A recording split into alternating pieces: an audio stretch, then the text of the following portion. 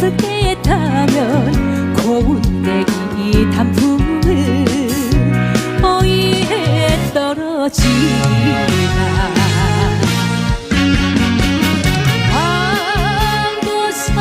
방구석의 사연인가 서리서리 눈물인가 대장사 새북 소리 밤새도 둥지를 찾아 날개를 접는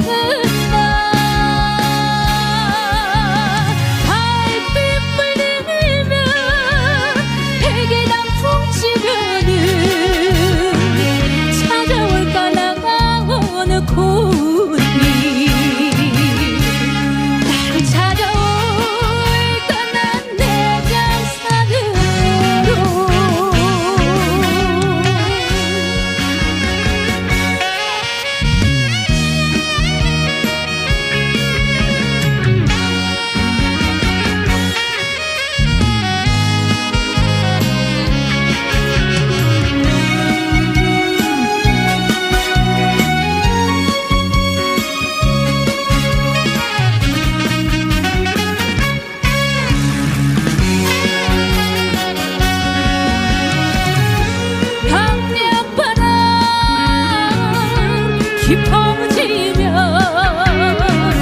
내 마음도 깊어만 간다 봄땅 뱃돌이에 새하얀 고무신 깊어가는 가을 달빛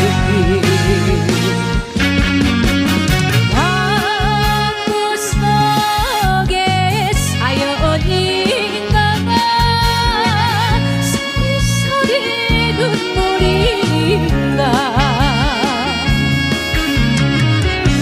대장사 새북 소리 밤새도 둥지를 찾아 날개를 접는 달빛 물들면 베개 단풍 치면은 찾아올까 다가오는 봄이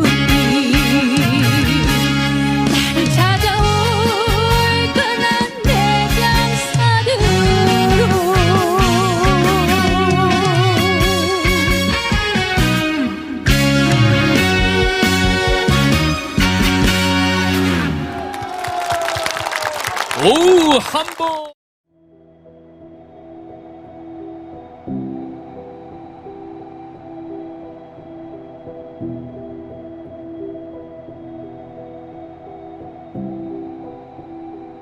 이제 삶을 정리할 때가 된 것 같소.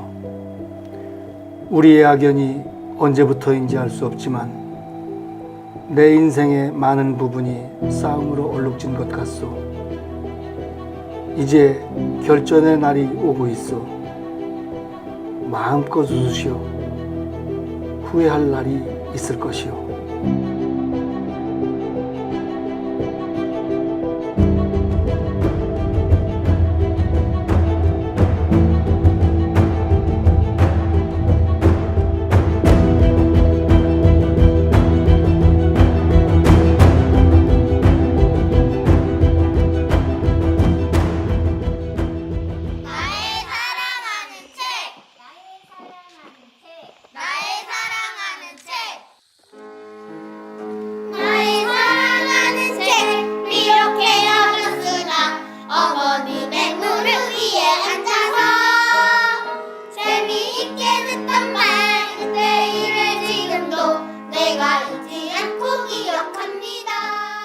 네, 저는 어렸을 적에 교회 마당에서 컸어요. 교회 형들이나 또 전도사님들, 목사님들 틈에서 막 예쁘게 바르게 그런 성장하는 그런 삶을 살았어요. 우리 어머니는 저한테 너희들은 선한 사마리아인이 되어야 한다 이런 가르침을 주셨었죠. 늘 이렇게 착하게 살으라고. 근데 그런 영향이 많이 있었던 것 같아요.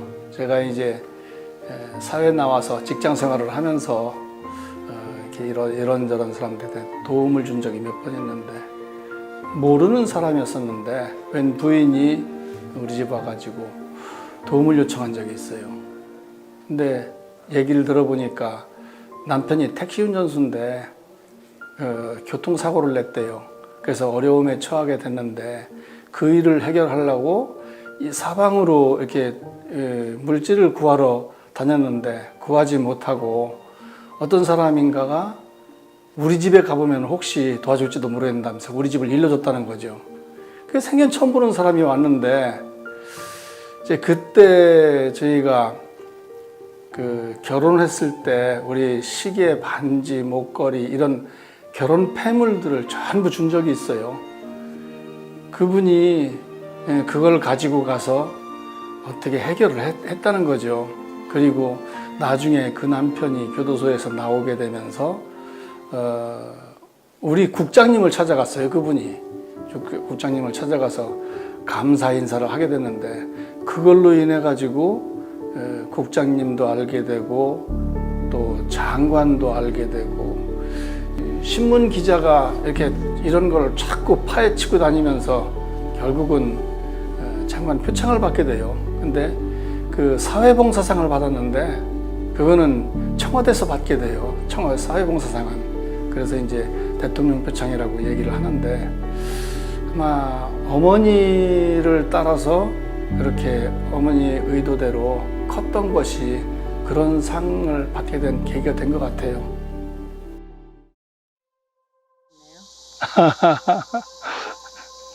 네, 첫눈에 반한 거 사실은 맞습니다. 저는 그 당시에 지방에 근무했어요. 지방에 근무하면서 한 달에 한 번 정도, 어떨 때는 두 달에 한 번 정도 이렇게 집에로 왔는데, 어느 날 집에 오니까 우리 막내 동생이 누나가 하나 생겼다고 하더라고요. 그러면서 편지를 보여주는데 편지 내용이 상당히 좋았어요, 제가 볼 때. 그래가지고 이 사람을 한번 만나보고 싶다 이런 마음이 생기더라고요. 대구를 찾아갔죠. 제가 가서 만나보니까 생각했던 것보다 더 괜찮은 거라. 첫 인상이 좋았다기보다가 그 사람이 저한테 너무 지극했어요. 지극한 마음 때문에 내가 어떤 때 막 벌 받을 것 같다라는 생각을 한 적이 있어요. 이 사람을 아프게 하면. 그래서 이 사람 참 예쁘다. 사실은 예쁘다. 그게 맞긴 맞겠네요. 내가 지금까지도 생각하다 나는 한 번도 이 사람이 나를 향해서 가지고 있는 그 마음보다가 내가 남편을 향해서 그 마음을 가지고 본 적이 없는 것 같다. 늘 내가 이제 빚진 마음으로 산다. 그 생각하고 살았어요. 대전에서 대구까지를 많이 다녔어요. 완행열차로 많이 다녔는데, 대전, 세천, 옥천, 이원, 지탄, 심천, 각계, 영동, 미륵, 황간, 풍령, 직지사, 김천, 대신, 아포, 구미, 사곡, 양목, 외관, 연화, 신동, 지천, 대구, 동대구, 거기까지 가면은 제 아내가 기다리고 있어요. 결혼을 하고 이제 집에 시댁에 이제 시부모님하고 아이들하고 이렇게 있어도 꼭 제가 일하고 있는 대로 단 한 번도 집으로 가지 않았어요. 그냥 내가 집이구나. 처음에 말도 못하게 행복했어요. 말도 못하게 행복했고, 동네 주변 사람들이, 친구들이나 이웃들이나 다들 우리를 부러워하고 그랬었어요. 그런데 어느 날 아내가 구원받고 난 이후로 막 집안에 풍파가 이제 몰아치기 시작했죠.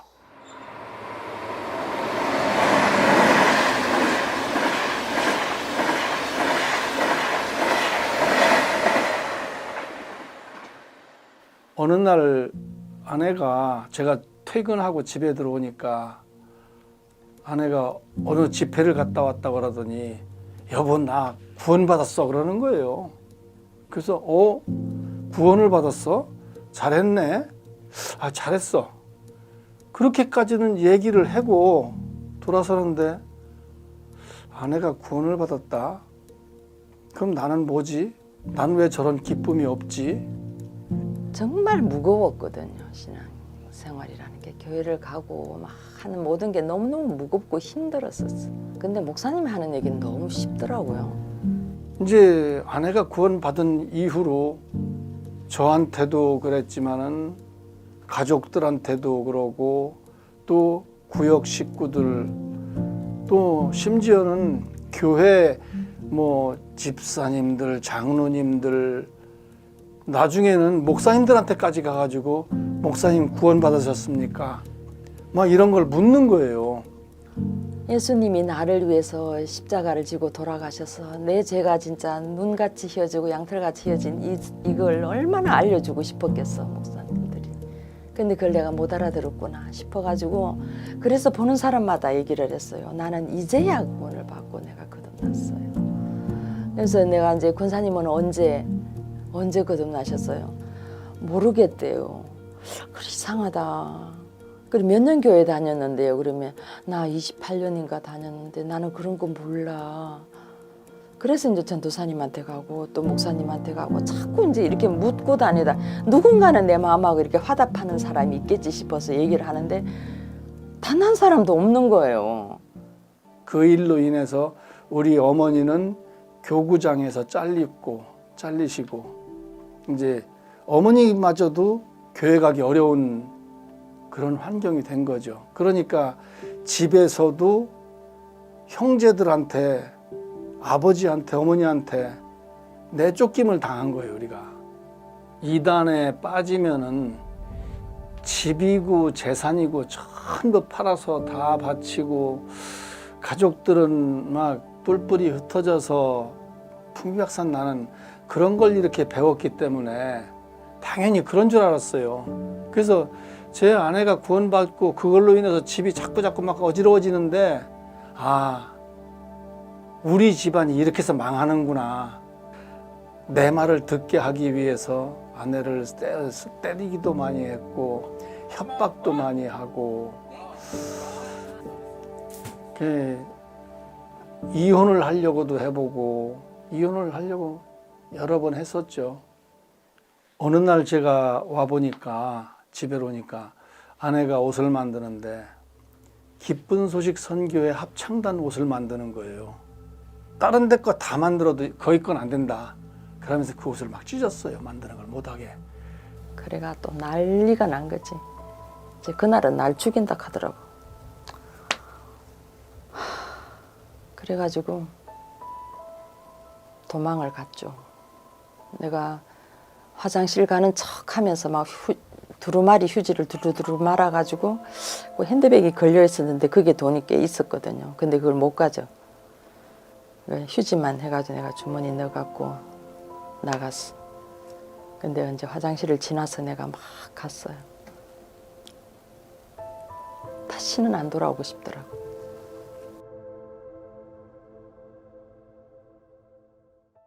아내하고 심하게 다투고 난 다음에 아내가 가출을 했어요.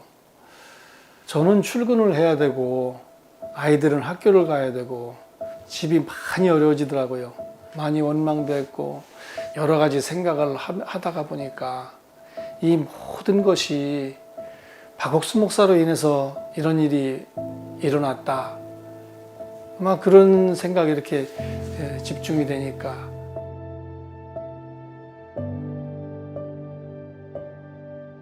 교회하고 대덕수양관을 폭발을 하고 싶은 그런 마음이 생겼어요. 1983년도에 버마 아웅산 폭파 사건이 있었는데 그때 제가 TV 중계요원으로 많은 사람이 한꺼번에 그냥 죽고 하는 모든 실황을 중계를 했었거든요. 그 생각이 나면서 내가 이 이단 무리들 전부 다 죽이고 보복을 하겠다. 이런 생각을 했었어요.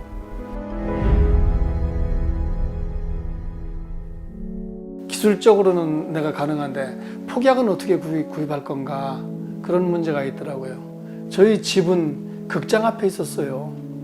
그 극장은 우범지대였어요. 깡패들이 항상 진을 치고 있고 어렸을 때부터 같이 커온 친구들은 또 거기 다 있는 거예요.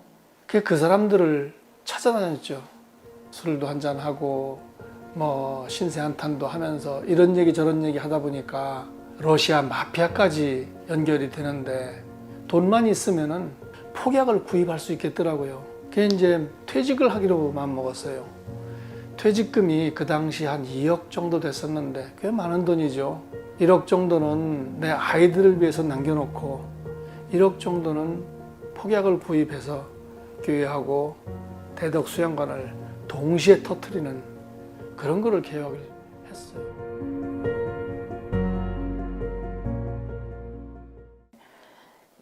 내가 그거 하나는 참 분명하게 기억되는 게 요한복음 8장 말씀이 다 끝나고 아 모든 게 다 끝났구나. 이제 내 마음에서 이게 끝이 났어. 목사님 말씀 끝나고 딱 이렇게 걸어오셔서 내 옆에 딱 앉으셨거든요. 아 목사님 이제 큰 산을 하나 넘은 것 같아요. 아 목사님 이제 모든 게 끝난 것 같아요. 내가 이렇게 말했어요. 근데 목사님 그래 자매야 믿음은 하나님이 일하시도록 마음 자리를 비워주는 거야. 때문에 형제들이 막 이런 거를 막 치우고 다녔거든. 의자들 같은 거 막 들고서 왔다 갔다 이제 다녀서 왔다 갔다 하는데 목사님 우리 남편이 저기서 일을 하고 있을 것 같아요.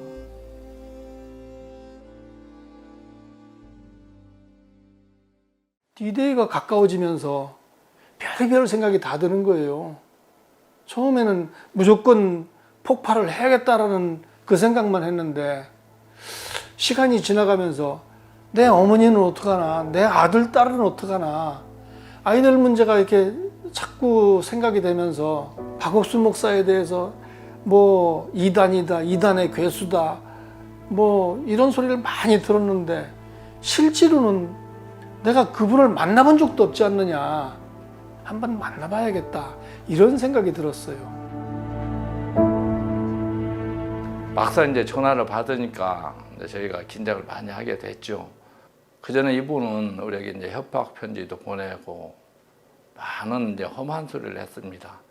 막 대덕 수양관을 폭파한다고도 하고 아이들 조심하게 하라고 하고 또 와서 어떻게 할지 긴장을 많이 이렇게 했는데 교회 문을 탁 열고 들어가는데 찬송 소리가 착 들려오는데 뭐라고 찬송을 부르냐면은 그대 쉴 만한 곳 있네 이런 찬송을 하는 거예요. 잊어버리지도 않아요. 그때 처음 들었거든요. 그런 찬송은 이런 찬송은 내가 들어본 적이 없는데 나는 그때 근 한 달가량을 제 아내를 찾으러 막 돌아다니고 찾으면 어떻게 죽일까 어떻게 폭파할까 매일 이런 생각을 하면서 하루에 1시간씩을 잔 적이 없어요. 몸은 지치고 죽을 지경인데 그런 찬송이 막 들려오는데 이거는 참 천국 같은 그런 느낌이 이렇게 오더라고요. 근데 뭐 그거는 그렇다고 치고 제가 교회에 와가지고 제일 뒷좌석에 앉았었거든요.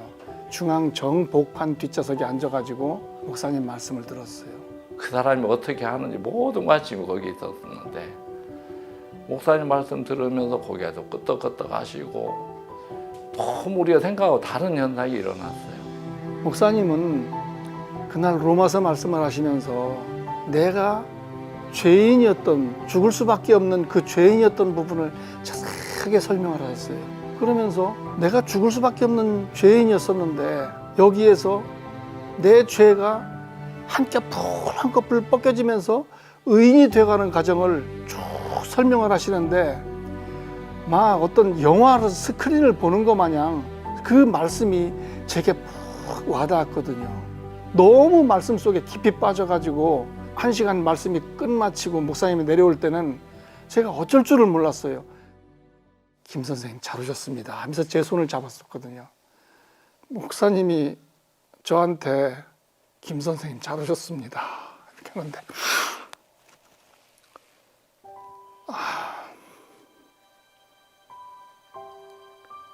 제 손을 잡고 잘 오셨습니다 하면서 성경을 펴고 다시 한번 내가 죄인이었다가 의인이 되는 것을 설명을 하셨어요.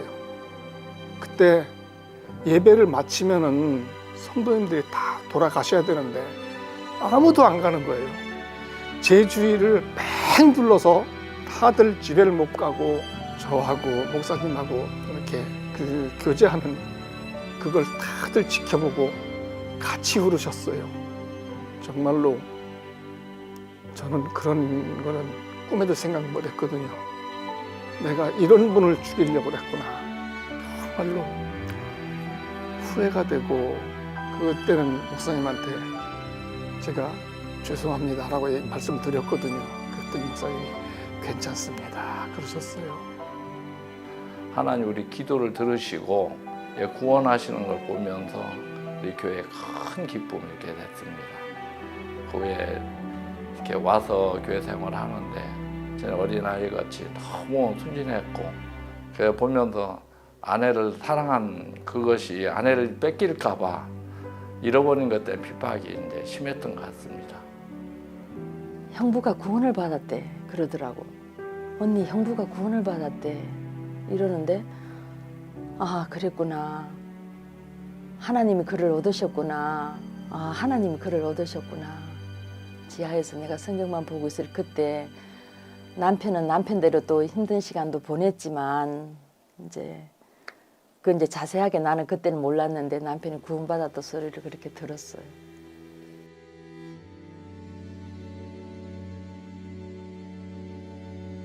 목사님에 대해서 이단이라고 강한 그런 생각을 하고 있었기 때문에 참 어머님한테 말씀을 전하기가 굉장히 어려웠어요. 어머니한테 우리 산에 이렇게 바람 쐬러 가자고 해가지고 어머니를 차에 태우고 여기 수양관으로 왔어요. 소망교를 지나니까 이상하지. 날 어디를 데려가느냐고 막 그러더라고. 목사님 만나고서도 우리 어머니는 한참 동안 죄 없는 사람이 어디 있느냐고 대단했어요. 목사님이랑 막 실견했는데 모치는 죄인이라고 하시죠 하니까 그럼 죄인이지 당신은 이단이나 죄가 없지. 성경 이사야 53장 6절을 펴드렸어요. 우리는 다 양 같아서 그릇 행하여 각기 제 길로 갔거늘 여호와께서는 우리 무리의 죄악을 그에게 담당시키셨도다. 모치는 읽어보라 그랬어요. 우리는 다 양 같아 읽었어요. 그래도 죄가 있어요? 죄 있다니까. 당신 같은 이단이나 없지. 내동 죄인인 건 얘기하시면서 죄인 아닌 그 부분이 안 되는 모양이더라고요. 몇 번을 그렇게 반복하시고 하더니만 어느 순간에 목사님이 계속 같은 말씀만 계속 하시는데 어느 순간에 아, 내 죄가 없네요. 모친 그래도 죄인이세요? 입을 못 여시는 거예요. 모친 잘못 믿으셨죠. 성경 여기보다 여기는 우리가 죄를 지었지만 예수님 십자가에 우리 죄가 사해졌다고 됐어요. 만일 예수님 십자가에 못 박혀 죽었는데 우리가 죄인이라고 하면 예수님을 모욕하는 거예요. 그래서 우리 죄를 십자가에 못 박혀서 우리 죄를 못 씻었다면 얼마나 예수님 모욕하는 말이 돼요. 아니에요. 예수 십자가에 못 박혀 실패하지 않고 우리 죄를 씻으셨어요. 기억지 않는다고 하셨어요. 그를 모친 마음이 확 새 사람이 됐어요. 우리 어머니 정말로 어려운 분인데 그 순간에 잠깐 동안에 이렇게 말씀이 바뀌는 걸 봤습니다. 내가 하나님 앞에 막 통곡을 한 번 한 적이 있어. 하나님 나도 의인들 옷 좀 만들게 해주세요. 하나님 저 교회 정말 가고 싶어요.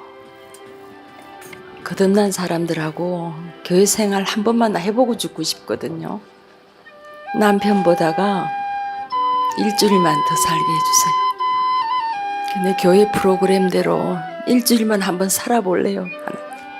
그렇게 하게 해주세요.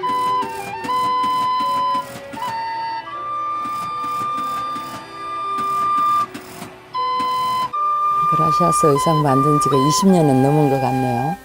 그러다가 이제 IYF가 생기고 뭐 비국 발표회 또 클처 하여튼 교회 안에서 되어지는 거의 모든 의상은 여기를 거쳐갔던 것 같아요. 이제 거기에 맞는 의상을 우리가 여기서 합숙을 하면서 이제 만드는 거거든요. 그 나라 이제 갔다 온 그 간증을 들으면서 밤새 울다가 웃다가 막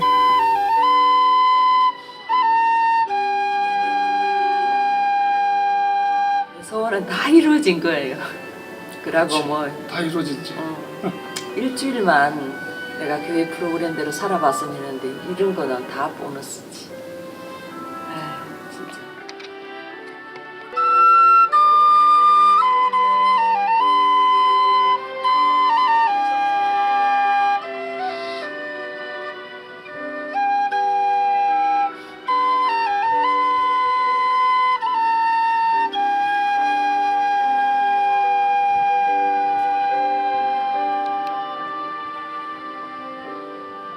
어느 날 문득 박옥수 목사님을 한 번은 만나봐야겠다. 이런 작은 생각이 들었었거든요. 만일에 그때 내가 목사님을 만나지 않고 폭파 쪽으로 선택을 했더라면 지금쯤 내가 어떻게 됐을까?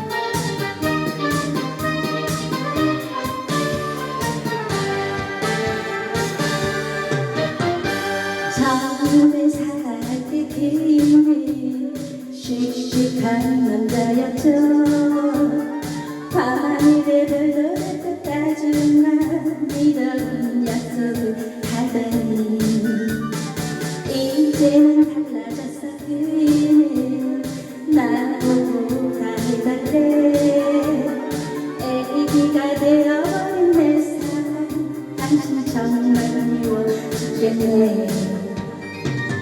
남자는 여자를 정말로 귀찮게 하네. 남자는 여자를 정말로 귀찮게 하네.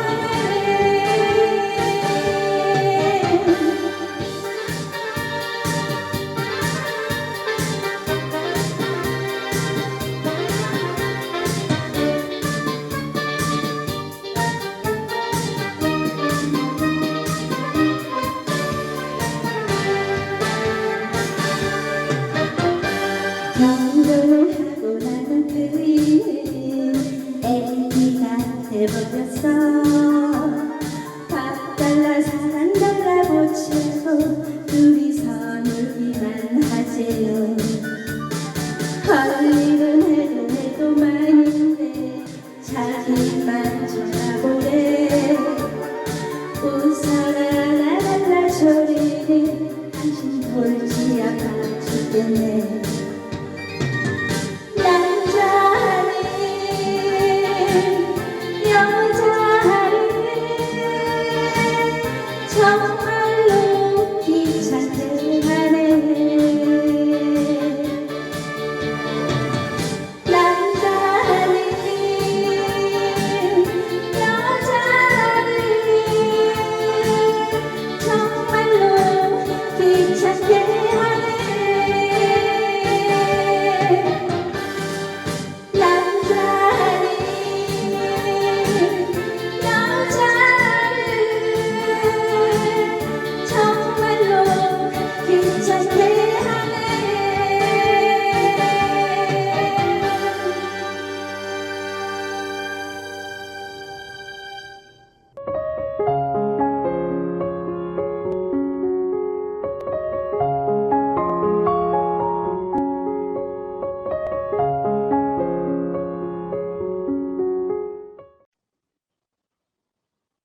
안녕하세요. 마인드 강사 김윤희입니다. 성북 실버대학에 오신 여러분, 코로나가 길어져서 힘든 시간을 보내고 계시죠? 그래도 이렇게 영상으로 만나뵐 수 있어서 매우 반갑습니다. 저는 오늘 실버대학생 여러분들에게 인생 돌아보기란 주제로 말씀드려 보려고 합니다. 우리가 인생을 돌아보면 내가 왜 그때는 왜 그랬지? 하는 후회를 하게 되는 때도 있고, 또 욕망에 이끌려서 실패를 경험할 때도 있는데, 왜 그런 삶을 살게 되는지 우리의 삶을 이끄는 존재에 대해서 이야기한 책이 있어서 여러분에게 말씀드려 보려고 합니다. 러시아의 유명한 소설가인 톨스토이가 쓴 사람에게는 얼마만큼의 땅이 필요한가인데요. 욕망에 사로잡혀 달려가다가 허무하게 죽음을 맞게 되는 인생을 짧고 아주 재미있게 그린 소설이지만 우리의 인생도 한번 되돌아보게 하는 소설입니다. 내용은 러시아 한 시골 마을에 소작농을 하는 바음이라는 사람이 살고 있었습니다. 바음은 자신의 땅이 없어서 땅을 빌려서 농사를 짓는 소작농이었기 때문에 아무리 열심히 농사를 지어도 가난해서 벗어날 수가 없었습니다. 그러던 어느 날 바음은 내가 만일 어느 땅을 가졌다면 사탄도 무서워하지 않을 거야 라고 중얼거렸어요. 이 말을 옆에서 듣고 있던 사탄이 옳거니 그럼 나와 대결해보자. 내가 너를 땅의 포로로 만들어주겠다. 이렇게 마음먹었어요. 그날 이후 정말로 바음은 소원대로 자신의 땅을 소유하게 되었고 더 열심히 일해서 땅을 계속 늘려갔지만 더욱더 많은 땅을 갖고 싶어 했어요. 그러던 어느 날 바음은 지나가던 나그네에게 볼가강 유역에 비옥한 땅을 굉장히 싼 값에 살 수 있다는 이야기를 듣고는 소유하고 있던 땅과 재산을 전부 팔아서 새 땅으로 이사를 갔어요. 그 땅은 이전보다 훨씬 비옥했고 생활은 10배나 편해졌지만 그 생활도 익숙해지자 차츰 자기가 가지고 있는 땅이 좁게 느껴졌어요. 그래서 더 넓은 땅을 갖고 싶다는 욕심은 점점 커져만 갔어요. 그때 농촌 지역을 다니면서 행상을 하는 한 사람을 만났는데 여기서 멀리 떨어진 바케시루라는 곳에 가면 자기가 원하는 만큼의 땅을 불과 1000루블에 다 살 수 있다는 것이었어요. 바음은 바로 자기 아내에게 모든 것을 맡기고 하인을 데리고 바케시루로 떠났어요. 바케시루에 도착한 바음은 촌장에게 비옥한 땅을 사고 싶다고 말했고 촌장은 바음에게 바케시루의 광활한 땅을 보여주면서 당신이 하루 동안 부지런히 다니면서 밟고 표시한 땅 전부를 1000루블에 주겠소. 단 한 가지 조건이 있는데 아침에 해 뜰 때 떠나서 반드시 해 지기 전까지 출발했던 지점으로 돌아와야만 하오. 라고 촌장은 말했습니다.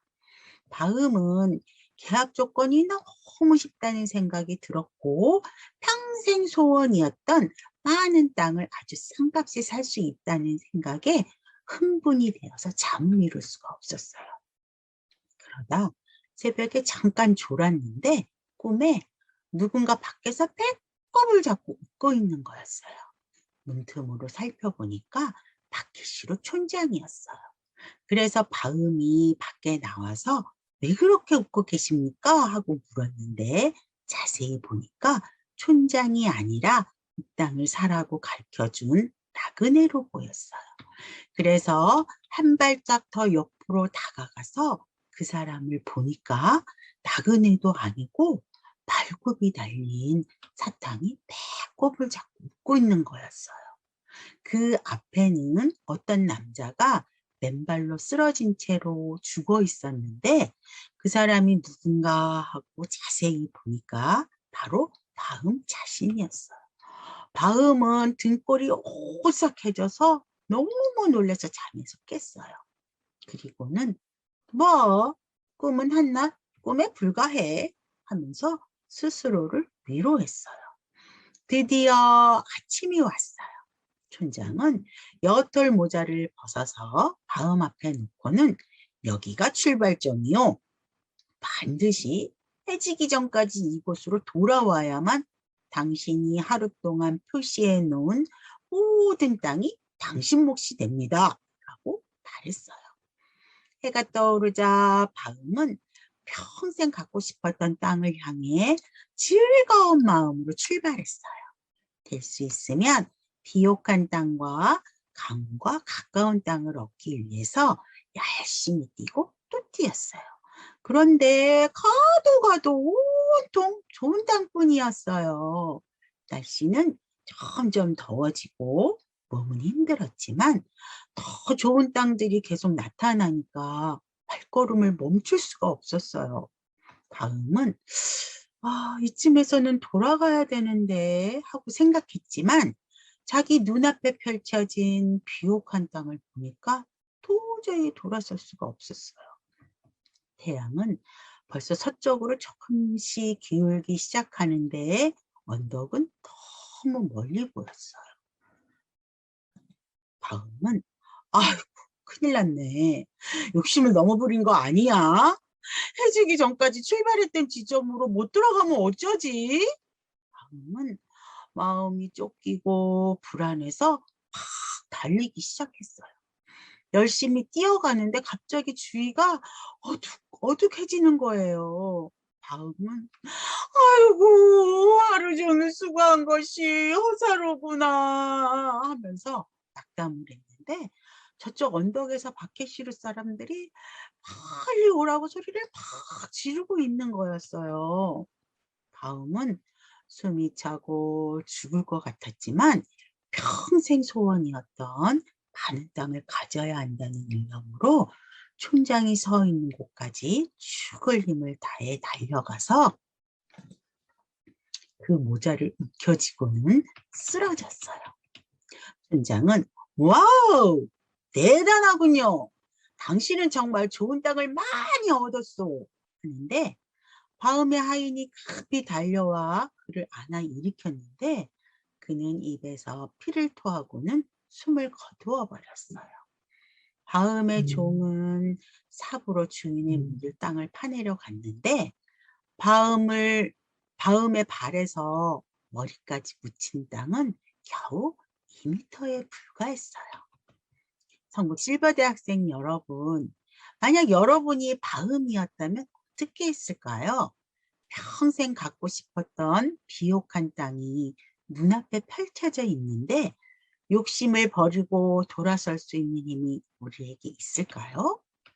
사탄이 우리의 마음에 욕망을 넣어주고는 그 욕망을 향해 이끄는데 우리가 사탄이 주는 생각을 이길 힘이 있을까요?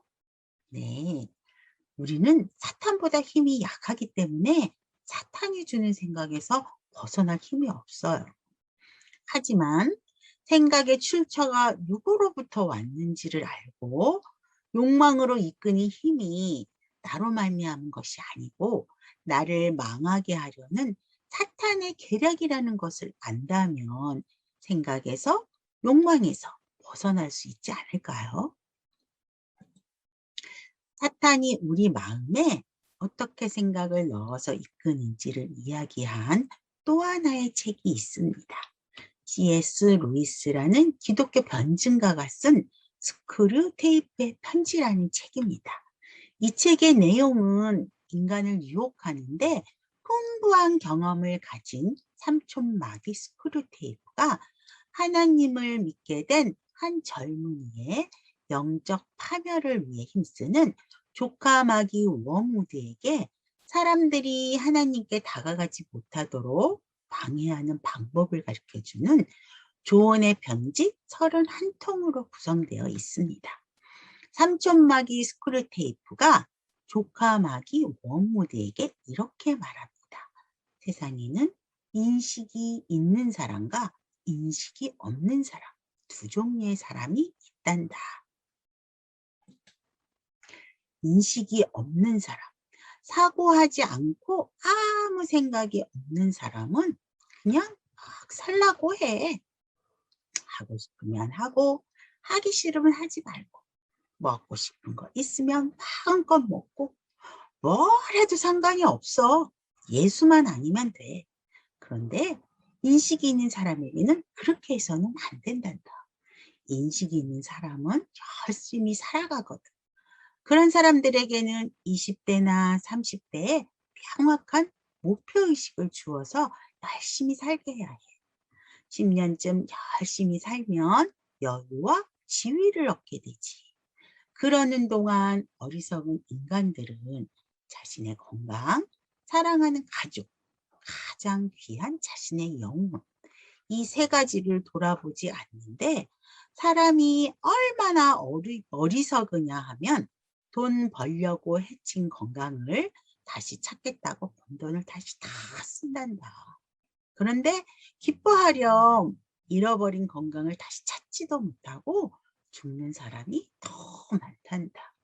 우리가 열심히 사는 사람들에게는 절대 해서는 안 되는 일이 있는데 그것은 고통을 주는 일이란다. 사람들은 고통을 당하면 자신의 삶을 되돌아보게 되지. 그리고 자신의 방향을 확인하고 수정해버려. 인간이 원하는 대로 잘 나가게 해줘. 잘 나가게 내버려 두다가 한 방에 보내버리는 거야. 이게 스크류테이프의 편지라는 내용입니다. 실버대학생 여러분, 이 책의 내용을 들어보니 어떠신가요? 인간을 영원히 마귀의 편에 두게 하려는 마귀 계략에 의해서 내가 마귀가 주는 생각이 이끌려서 삶을 살고 있지는 않는지를 되돌아봐야 합니다. 마지막으로 마귀가 사람들에게 생각을 넣어서 사람들을 이끄는 내용이 세밀하게 기록된 책인 성경에 대해서 말해보겠습니다. 성경은 사람이 쓴 위의 두 편의 책과는 다릅니다. 성경은 사람이 썼지만 사람이 쓴 책이 아닙니다. 이사야 34장 16절에 보면 너희는 여호와의 책에서 찾아 읽어보라. 이것들 가운데서 빠진 것이 하나도 없고 제짝이 없는 것이 없으리니 이는 여호와의 입이 이를 명하셨고 그의 영이 이것들을 모으셨습니다. 라고 말씀하신 것처럼 하나님의 영이 사람을 통해서 쓴 책입니다.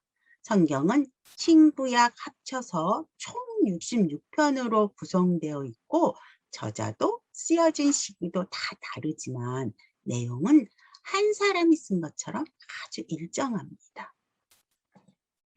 마귀는 성경에서 헤롯 왕 마음에 아기 예수님을 죽일 생각을 넣어서 베들레헴과 그 지경 안에 있는 아이들까지도 다 죽였습니다. 그리고 요한복음 13장 2절에 마귀가 벌써 시몬의 아들 가룟 유다의 마음에 예수를 팔려는 생각을 넣었더니라고 기록된 것처럼 가룟 유다 마음에 생각을 넣어서 가룟 유다를 이끄는 것을 볼 수 있습니다. 또 마귀는 대제사장과 장로들과 군중들 마음에 예수님을 죽이고 싶은 생각을 넣어서 예수님을 십자가에서 죽게 했습니다. 에베소서 2장 2절에 보면 그때에 너희가 그 가운데서 행하여 이 세상 풍속을 쫓고 공중에 권세 잡은 자를 따랐으니 곧 지금 불순종의 아들들 가운데서 역사하는 영이라 라고 말하고 있습니다. 불순종의 아들들 가운데 역사하는 영인 사탄 마귀는 우리를 영원한 멸망으로 지옥으로 이끌기 위해서 지금도 여전히 우리에게 생각을 넣어서 하나님을 불신하고 하나님을 등지고 하나님을 떠나서 살게 하고 있습니다. 마귀는 대제사장과 장로들과 군중들 마음에 예수님을 죽이고 싶은 마음을 넣어서 예수님을 십자가에서 죽게 했지만 예수님의 십자가의 죽음은 세상 사람들을 영원히 구원하시려는 하나님의 계획이었고 구원을 이루는 길이었습니다. 로마서 5장 12절에 보면 이러므로 한 사람으로 말미암아 죄가 세상에 들어오고 죄로 말미암아 사망이 왔나니 이와 같이 모든 사람이 죄를 지었으므로 사망이 모든 사람에게 이르렀느니라고 말한 것처럼 첫사람 아담 씨 안에 죄가 들어왔기 때문에 아담을 조상으로 둔 온 인류의 씨 안에도 죄가 들어왔습니다. 그래서 로마서 6장 23절에 죄의 삭은 사망이요 라는 말씀처럼 온 인류는 죄의 값인 사망을 지불해야만 합니다.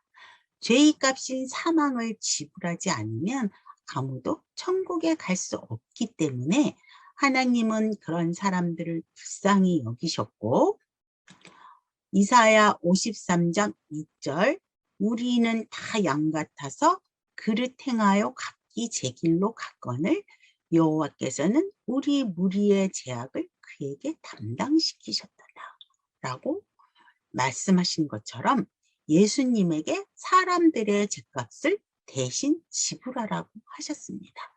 예수님은 세례 요한에게 세례를 받으심으로 세상 죄를 넘겨받으셨고 요한복음 1장 29절에 보라 세상 죄를 지고 가는 하나님의 어린 양이로다 라는 말씀처럼 세상 죄를 지고 십자가로 가셔서 레위기 17장 11절 말씀에 생명이 피에 있으므로 피가 죄를 속하느니라 라는 말씀처럼 예수님은 세상 사람들의 죄를 대신 속하기 위해 피를 다 쏟으면서 죄의 삭신 사망을 지불하셨습니다.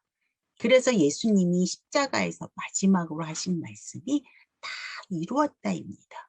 무엇을 다 이루었다는 말씀일까요? 온 세상 사람들의 의로워지는 일, 온 세상 사람들의 죄값을 다 갚는 일을 다 이루었다는 겁니다. 그래서 로마서 3장 24절은 말씀하십니다.